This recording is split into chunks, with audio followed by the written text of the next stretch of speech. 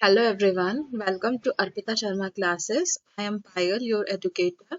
I will explain the most important topics from Geography NCERT for prelims perspective. Before we start, a special announcement for all of you.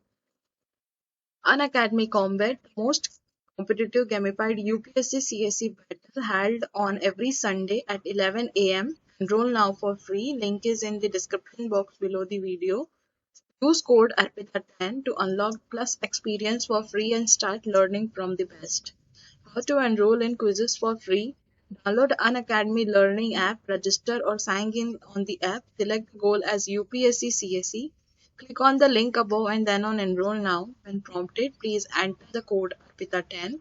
Activate your free plan. Unacademy Combat is a battle to challenge thousands of learners and win exciting rewards and prizes. It's India's biggest weekly competition for UPSC CSE extensive quizzes with 6 rounds of 10 questions each from economy, polity, environment, science and tech, geography, history. The questions are curated by Unacademy's best UPSC CSE educators. You will see a real-time leaderboard after every question. You instantly know the answer you got right and know where you stand among other learners in India. Detailed video solution after every contest so that you get it right in the next time. Don't miss this opportunity. Hurry up and enroll now. Our today's topic is climate and its type. First हमें ये पता होना चाहिए कि what is climate चीज हर video lecture में हम पहले जिस चीज के बारे में पढ़ने वाले हैं उसी का ही पहले मीनिंग देखते हैं तो हम इस वीडियो में भी देखेंगे कि क्लाइमेट का मीनिंग होता क्या है एवरेज वेदर की पास्ट 30 इयर्स में देखा जा रहा हो उसे हम बोलेंगे क्लाइमेट उस रीजन का क्लाइमेट ये मेनली बहुत सारे फैक्टर्स अफेक्ट करते हैं इसको जैसे लैटिट्यूड ऑल्टीट्यूड वाटर बॉडीज वगैरह एरिया में जो करंट्स अकर होते हैं वो चीजें ये सारी चीजें अफेक्ट करती है किसी एरिया के क्लाइमेट को मेनली प्रेसिपिटेशन और टेम्परेचर के बेसिस पे कॉमनली डिवाइड किया जाता है ओके और इसकी बात करें तो मोस्ट कॉमनली जो क्लासिफिकेशन यूज किया जाता है क्लाइमेट को क्लासिफाई करने के लिए वो है कॉपन climate classification okay average weather of a region or a place measured for all season over a number of years, typically averaged over a period of 30 years. The climate of a location is affected by its latitude and altitude as well as nearby water bodies and their currents. Climate can be classified according to the average and the typical ranges of different variables, most commonly temperature and precipitation.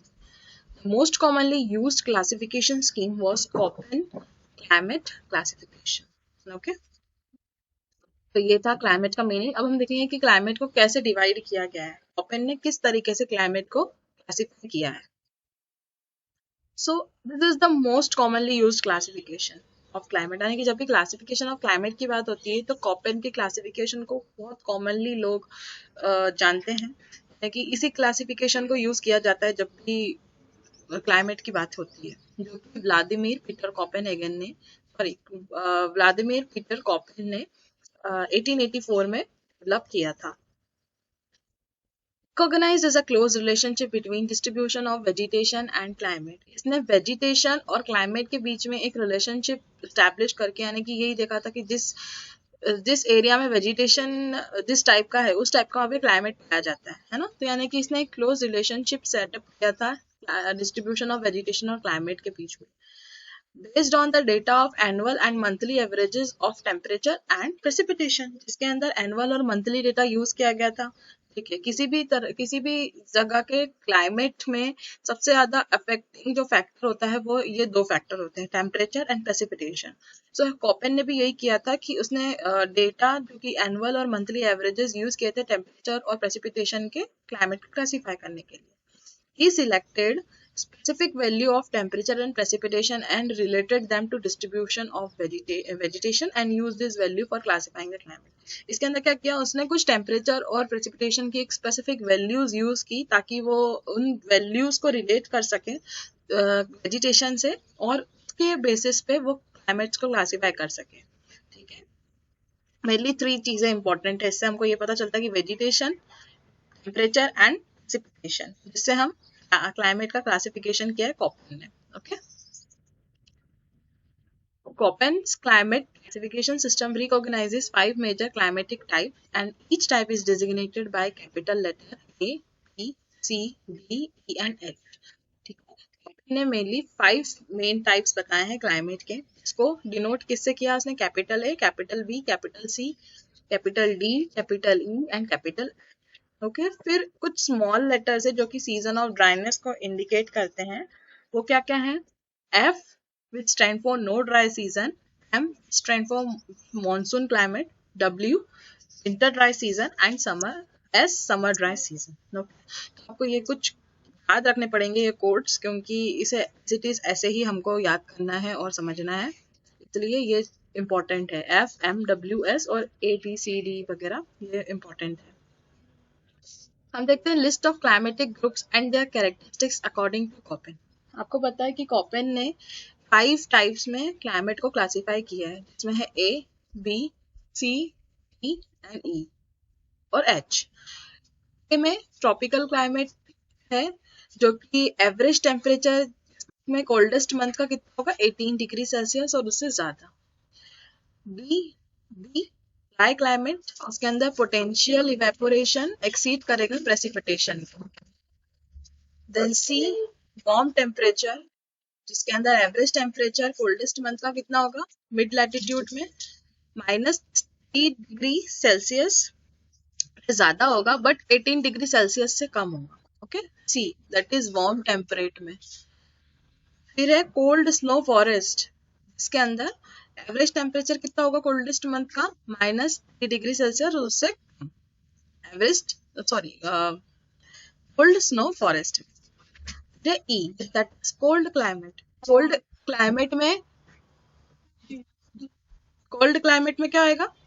Average temperature कितना होगा? वो होगा below 10 degree Celsius. हर महीने का 10 degree Celsius का average climate होगा. Then highland which is denoted by H, यहाँ पे कोल्ड होगा, ताकि क्योंकि एलिवेशन यहाँ पे ज्यादा है, हाइट ज्यादा है, जिस कारण से यहाँ पे कोल्डनेस भी ज्यादा होगी. जब हम बात करते हैं ए की, जो ट्रॉपिकल है ना, यहाँ पे एवरेज टेम्परेचर कितना होता है कोल्डेस्ट मंथ का? 18 डिग्री सेल्सियस और उससे ज्यादा होगा. तो वो ये रीजन है जो ए की कैटेगरी के अंदर आते हैं. देखिए, जिसके अंदर आता है हमारा साउथ अमेरिका, अफ्रीका, एशिया का कुछ पार्ट और ऑस्ट्रेलिया का कुछ part. You can see this blue coloured region, ये सारा आता है ट्रॉपिकल वाले पार्ट में, जो कि इसे डिनोट किया गया है कैपिटल ए से. Then B that is dry climate, जहाँ पे इवेपोरेशन एक्सीड करता है प्रेसिपिटेशन को ना. प्रेसिपिटेशन ज्यादा नहीं होती, इवेपोरेशन ज्यादा होता है. ये ड्राई क्लाइमेट वाला रीजन है. ठीक है, अब इसको हम मैप में देखें तो नॉर्थ अमेरिका का रीजन, साउथ अमेरिका का रीजन, अफ्रीका, एशिया, ऑस्ट्रेलिया, ना. इसके अंदर ये सारी डेजर्ट्स इंक्लूड होती है. Kalahari desert, Gobi desert, Sahara desert, Thar desert वगैरह, ये सारी चीजें इसके अंदर इंक्लूड है, यानी कि डेजर्टिक एरिया.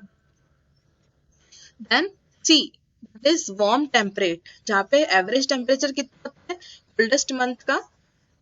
-3 डिग्री सेल्सियस से कम होता है, लेकिन 18 डिग्री सेल्सियस से ज्यादा भी नहीं होता है. सॉरी, जहाँ पे क्लाइमेट कोल्डेस्ट मंथ का जो टेम्परेचर होता है वो -3 डिग्री सेल्सियस से ज्यादा होता है, लेकिन 18 डिग्री सेल्सियस से कम होता है. वो होता है वार्म टेम्परेट, जिनको ये देखिए आप इसमें लोकेशन देख सकते हैं. सी दैट इज टेम्परेट, ये नॉर्थ अमेरिका का green region, South America, Africa, Europe वगैरह का भी रीजन है थोड़ा सा, फिर एशिया का रीजन और ऑस्ट्रेलिया का रीजन. यहाँ पे क्या होता है कि जो टेम्परेचर होता है ये -3 डिग्री सेल्सियस से हायर होता है, लेकिन 18 डिग्री सेल्सियस से कम होता है. Then fourth is cold snow forest, जहाँ पे एवरेज टेम्परेचर कितना होता है कोल्डेस्ट मंथ का? -3 डिग्री सेल्सियस, और इससे क्या हो 3 डिग्री सेल्सियस होगा, -3 डिग्री सेल्सियस होगा, या इससे कम होगा, ज्यादा नहीं होगा कोल्ड स्नो फॉरेस्ट का. ओके, क्योंकि इसका नाम ही है कोल्ड स्नो फॉरेस्ट. इसको डिवाइड किया गया है, you can see in this image, this continental करके इसको डिनोट किया गया है. जो आप देख सकते हैं कि ये जो सी और डी है, ये 25 डिग्री लैटिट्यूड से 75 डिग्री लैटिट्यूड तक नॉर्थ और 25 डिग्री लैटिट्यूड से 75 डिग्री नॉर्थ तक साउथ तक एक्सटेंड करता है। ओके, आप इसके अंदर देख सकते हैं कि नॉर्थ अमेरिका वाला रीजन, साउथ अमेरिका का भी थोड़ा सा रीजन है जो इसके अंदर आ रहा है, फिर यूरोप वाला रीजन वॉयलेट कलर जो कि डी के अंदर आता है, टाइप डी के अंदर आता है। देन कोल्ड क्लाइमेट जहाँ पे एवरेज टेम्परेचर कितना होता है हर महीने का 10 डिग्री सेल्सियस से कम ही होता है, क्योंकि पोलार रीजन आ जाते हैं हमारे, इसके अंदर हमारा ये वाला रीजन, ठीक है, नॉर्थ अमेरिका वगैरह, यूरोप वाला ऊपर का रीजन, अंटार्कटिका वाला रीजन, आर्टिक रीजन हम बोल सकते हैं, ऊपर वाला आर्टिक रीजन है और नीचे वाला अंटार्कटिक रीजन मेनली इसके अंदर आता है जो कि पोलार और टाइप ई के अंदर आ रहा है। ओके,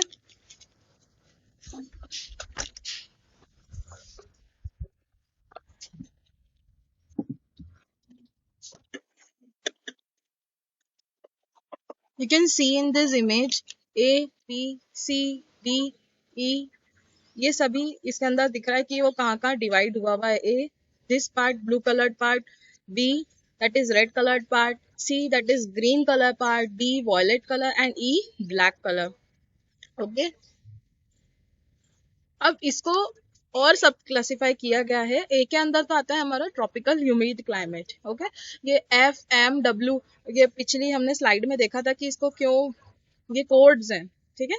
एफ काई के लिए है no dry season, M monsoon climate, W winter dry season, S summer dry season. Okay, so आपको ये चीजें याद रखनी है, F M W and S. इसके बेसिस पर भी कॉपेन ने सब क्लासिफिकेशन किया है। ए ट्रॉपिकल ह्यूमिड क्लाइमेट, इसके अंदर 3 तरीके के होते हैं, ट्रॉपिकल वेट, ट्रॉपिकल मॉनसून और ट्रॉपिकल वेट और ड्राई। अब ट्रॉपिकल वेट को कैसे डिनोट किया गया है, ए कैपिटल ए और स्मॉल एफ। इसकी कैरेक्टरिस्टिक्स क्या है, यहाँ पे ड्राई सीजन्स नहीं होते, नो ड्राई सीजन्स, ठीक है।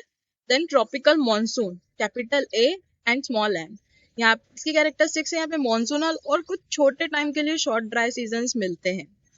Then tropical wet and dry, जिसको हमने कैपिटल ए और स्मॉल डब्ल्यू से डिनोट किया है, जहाँ पे विंटर ड्राई सीजन्स मिलते हैं। ओके, तो ये सब क्लासिफिकेशन है ट्रॉपिकल ह्यूमिड क्लाइमेट का, जो कि कैटेगरी ए के अंदर आता है। Then category B, that is dry climate. Dry climate जहाँ पे डेजर्ट्स मिलती हैं हमको, you can see this red colour region, ये ड्राई क्लाइमेट के अंदर आता है ना, सारी डेजर्ट इसी एरिया के अंदर आती है। इसमें 4 टाइप्स पाए जाते हैं, सब ट्रॉपिकल स्टीप, जिसे BSH से डिनोट किया गया है, यहाँ पे लो लैटिट्यूड सेमी एरिड और ड्राई रीजन है ये।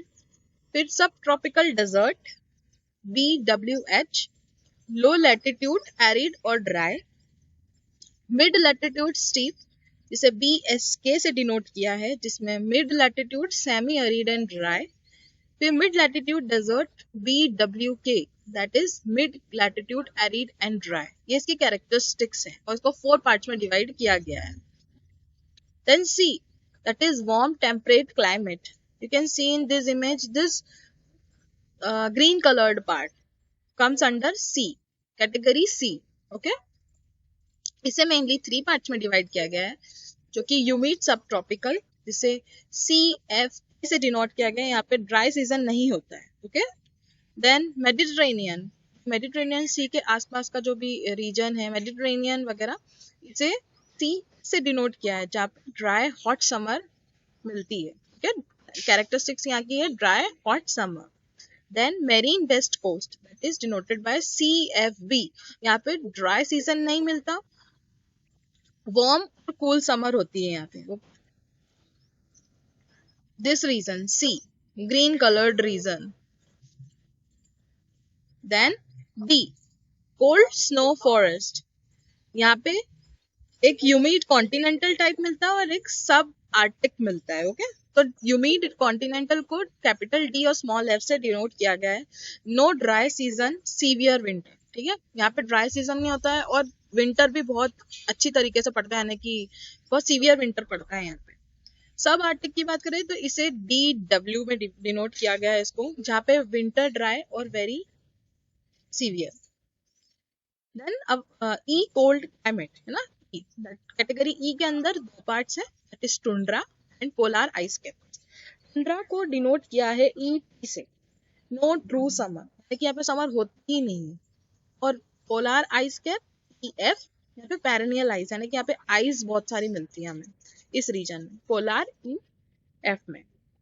H that is highland with snow covers. Highland जो एलिवेशन के कारण इतनी ज्यादा ठंडी होती है कि हमेशा स्नो से कवर्ड होती है। ओके, सो ये सारे रीजंस है जो कि कोपेन ने क्लासिफाई किए हैं ऑन क्लाइमेट्स के। ठीक है, क्लासिफिकेशन ऑफ क्लाइमेट की है ये कोपेन के अकॉर्डिंग, जिसके अंदर ए जो कि tropical region, this blue coloured part, B that is dry region जिसके अंदर हमारी सारी डेजर्ट्स वगैरह आती है, that is red coloured part, C green coloured part, okay, D violet colour part, E black colour part.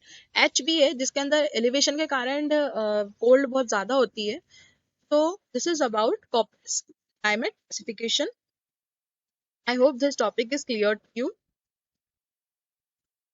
Thank you.